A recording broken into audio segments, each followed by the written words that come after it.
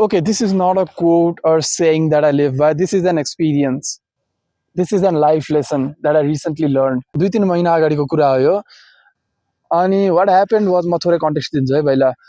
I left my job and I moved cities for a new job. तर मेरो foolishness के थियो भन्दाखेरि मैले जबको बारेमा धेरै ब्याकग्राउन्ड चेक गरेको थिएन. And I ended up not liking the job.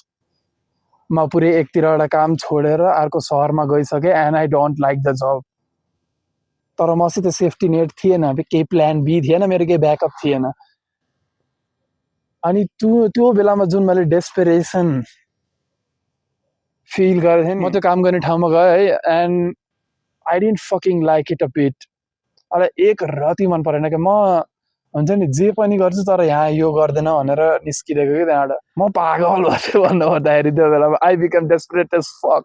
मसित केही अप्सन थिएन. अनि यति कुराहरूमा हुन्छ नि डिसिजन यस्तो छिटो चेन्ज गरिरहेको थियो, लाइक मेजर डिसिजन्सहरू पनि एउटा डिसिजन पछि अर्को डिसिजन, अर्को डिसिजन पछि अर्को डिसिजन, यसरी जम्प गरिरहेको थियो क्या. And that's exactly the life lesson that I wanted to share. हुन्छ नि never, ओए खतरा सनराइज भयो बे. Never be desperate however your situation is. जस्तो सिचुएसन भए पनि you have to have believe in yourself. मैले यो पहिला एउटा कोटमा भनेको थिएँ, you have to have believe in yourself. के हुन्छ नि म फेरि आफ्नो पैरमा खडा हुन्छु भन्ने खालको बिलिभ.